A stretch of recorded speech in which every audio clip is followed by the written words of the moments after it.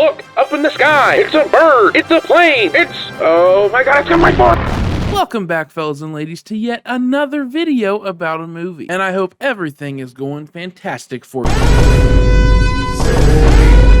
today. And speaking of hope, that's a dumbass segue. I wanted to talk about a guy who's basically all about that shit. And that guy is none other than Superman. Now, if you don't know, which I don't know how that would possibly be the case, a new Superman movie just came out on July 11th that is starting a whole brand new DC cinematic universe. Long gone are the days of Henry Cavill Superman, Ben Affleck Batman, and Gal Gadot as Wonder Woman, who you may remember most famously from the COVID Imagined Celebrity video that was so fucking tone deaf. Imagine all the people whose grandmas just died from a horrible disease.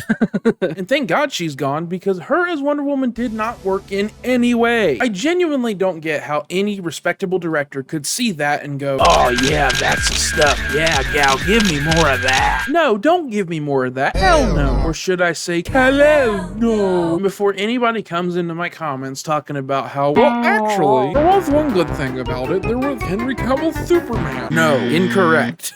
Now entering Hot Take Corner. Henry Cavill was not good as Superman. Now, did he have the potential to be? Absolutely he did, but they wasted that potential. Zack Snyder, the one that created those movies, very clearly showed us that he just does not understand those characters at all. Like, people are always like, well, Batman can't kill. And I'm like, okay, well, the first thing I want to do when you say that, and they go like, well, don't put him in a situation where he has to kill someone. That's just like, you're protecting your God in a weird way. You're making your God irrelevant if he can't be in that situation. So in Dark Knight Returns, there's a scene where, and I copied it kind of in Batman vs. Superman, where he grabs the M60, he busts through the wall. The mutant has this kid with a gun to his head, and he's like, I'll kill him, I swear I'll do it. And Batman says, I believe you. And he shoots him straight in the head.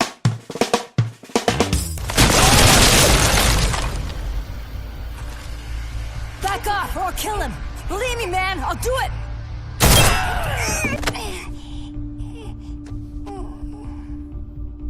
I believe you.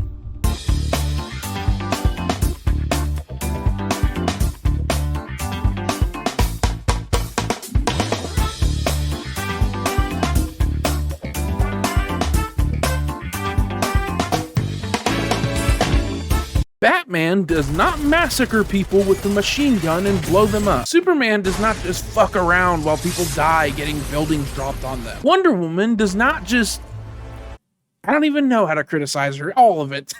So in October of 2022, James Gunn and Peter Safran were appointed as co-CEOs of DC Studios. Co-CEOs of DC Studios. And were also announced as creative directors of the new DC universe. The DCEU that came before it, which was Man of Steel, Batman v Superman, Justice League, Wonder Woman, Shazam, Suicide Squad, Harley Quinn, all that is gone. It's done. And now here we are 3 years later in 2025, and there is a new DC cinematic universe, just called the DCU. Now, the first project of this new DCU wasn't actually Superman, it was an animated show called Creature Commandos. If you haven't seen it, then I'm at the very least sure you've seen some clips of it. It was a very popular show. But the first movie and the first live action piece of this universe is Superman. And dude, was it a way to kick it off. There's honestly no other way for me to describe it other than it just being a classic Superman story. It doesn't really hold your hand and try to introduce you to Superman. It assumes that you already know his backstory, or at the very least you know who he is. Now, we're going to be getting into some spoiler territory, so brace yourself. Go watch the movie if you haven't, then come back, obviously. It tells you at the very beginning with a title exposition that Superman is 3 years into his career as the Big Blue Boy Scout, and he has just lost a battle for the very first time to a new opponent called the Hammer of Baravia. 3 weeks prior to the events of the movie, Superman has just stopped a military invasion on the fictional country of Jarhanpur from the other fictional country, Baravia. I wonder where they got the idea for that from. And just as you would expect, like in real life, this has caused a huge international incident. An extremely powerful person who seemingly represents a very specific country has just intervened in the military affairs of another country. That would be a huge deal in real life. But just as Superman says later on in the movie, he's not representing a specific person or country. He's not representing the government. He's not representing the president of the United States. He just wanted to stop people from dying. And that's who Superman is. That's how he is. However, it turns out that this entire incident was was staged by Lex Luthor. Lex Luthor, played by the amazing Nicholas Hoult, has influenced Baravia to invade Jarhanpur. And he's done this not so that he can have Jarhanpur, which is what you think is the case throughout the movie, but he reveals that he actually did it so that he could stage this, create an international incident, and then have a reason for the US government to allow him to go after Superman in order to interrogate and eventually kill him. And it is only with the help of the Justice Gang, which consists of Mr. Terrific, Guy Gardner Green Lantern, and Kendra Saunders Hawkgirl, and his co-workers at the Daily Bugle, Lois Lane, Jimmy Olsen, Perry White, Cat Grant, that he is actually able to stop Lex. And I think that is, to me, what the greatest part of this movie, the greatest aspect of it, I mean, is Superman's strength isn't his literal strength or his ability to fly and shoot lasers from his eyes. Superman's strength comes from the people surrounding him, his friends, his family, his loved ones. Superman may be an alien from a different planet, but he is just as human as anybody. And this movie shows that. This movie actually portrays the things that make Superman great. It's not just about the cool factor and the big explosions and the slow motion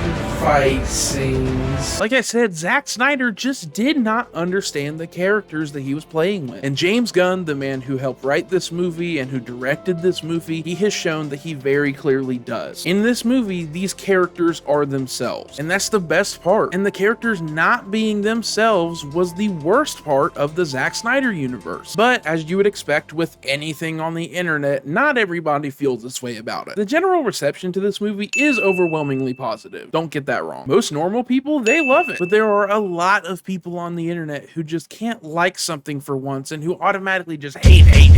Superman, more like super woke. Lois Lane, more like Lois Lame. Perry White, more like Perry Black. Henry Cavill is my Superman. My Superman would never step in between Baravia and Jarhanpur. But if you pull the railroad spike from your brain and use your head for 0.2 seconds, you'd realize Superman would absolutely step in to keep anybody from dying. Whether it's a human, a dog, a squirrel, an alien destroying his city. He would not be friends with narcissistic tech billionaire bald Elon Musk. Superman is the epitome of hope, justice, compassion, and love. And he is also literally an illegal alien. He came from space on a rocket ship. Superman did not become woke just because he's an immigrant who has love and compassion. You just grew up to be an asshole and media illiterate. You don't have to like this Superman. You don't have to replace Henry Cavill in your heart with David Cornsweat. Those movies still exist. You can still watch them. The existence of this does not negate the existence of another. Henry Cavill is still there. Christopher Reeve is still there. But to say that this movie made Superman woke is like, shut the fuck up. If you're one of those people who keep saying that, then I want you to take one of these, cock it back, and then just play around with it. Look down the barrel. For legal reasons, I'm joking. That is a fake gun. Or am I? Superman at his core is just a good person. That's just who he is. James Gunn has proven, at the very least to me, with everything that he's done, that he's not only good at his job, but that he's good at what he's doing right now. Like, Creature Commandos and Superman are very different, but they still do a really good job at being what they are. And overall, what Superman has done is just make me excited for what's to come. It makes me excited to see what's next. Like, I want it now. Please give it to me now. I need it now. And this is not a feeling that I have had for a long time, especially with like the MCU, for example. No MCU movie since like No Way Home has made me this excited for what's next. And that's not to say that Marvel hasn't made anything good since then. I mean, Thunderbolts was fucking amazing. Holy shit. But no Marvel movie for years now has made me excited. It's the same kind of feeling that I had when they made Iron Man. Like, holy shit, this is awesome. Give me more now. And before I saw this movie, I was skeptical. I was excited to see it, but I was skeptical still. It's not that James Gunn did anything to make me skeptical. It's just, I don't know, man. Like, after like Daredevil Born Again, I feel like I'm not allowed to get excited anymore. I just feel like I have to be cautiously optimistic. But especially in a world like our current one where everything is just disgusting and horrible and awful all the time, this movie was very much needed. We needed a Superman who was a good person. We needed a classic Superman. We don't need dark, moody, and gritty. That's what Batman is for. I just wanted a classic good guy, big blue Boy Scout, and that's what we got. And it's also a movie that anybody could love. I think my mom would even like this movie.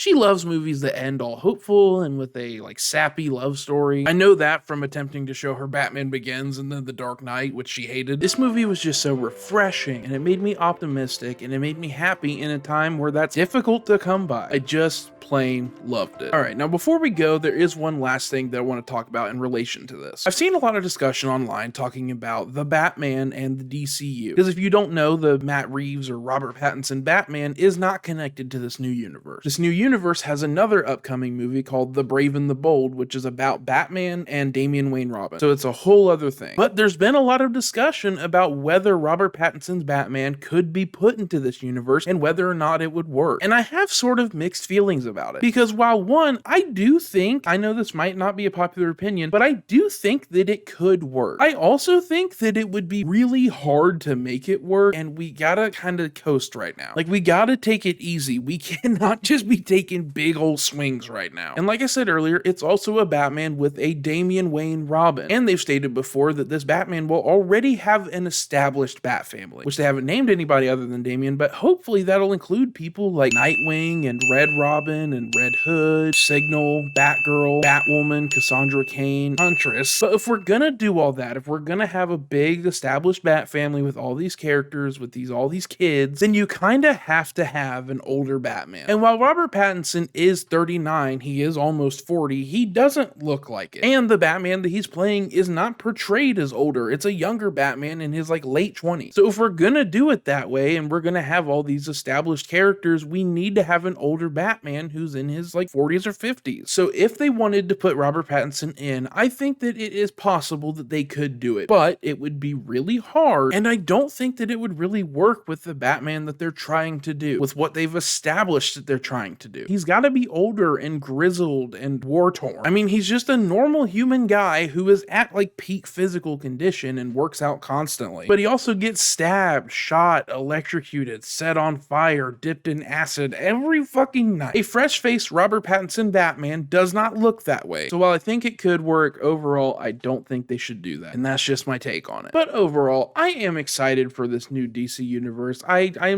really want to see more, like right now. But also, take your time, do the work. That's what the DCEU didn't do. The old DCEU heads just wanted the Marvel money without seeing what made the Marvel money. They wanted the team up. They wanted the Avengers to make them $1 billion, but didn't get why that happened. You have to take time. You have to flesh out these characters. You gotta establish these people as individuals first, and you just gotta focus on the character. Because if you don't do that, then it's just gonna be another wasted mess. Please don't waste it. All right, so I think that's gonna be it for today, fellas and ladies. Ever since I saw the movie, I've been just brimming with excitement, wanting to talk about it so bad. Give me the camera. And I hope you liked this video. I am gonna try to do more stuff like this because, I mean, just writing out a script just takes so much longer. It basically like triples the whole process. So I want to do more content like this where it's kind of unscripted and off the cuff and I just give thoughts. Try to do that more often. So don't forget to press the like button and comment and subscribe and all that jazz, plus the donation link in the description if you feel so inclined. And as always, I hope I made you laugh. I hope I made you smile, and I will see you when I do this again. Bye.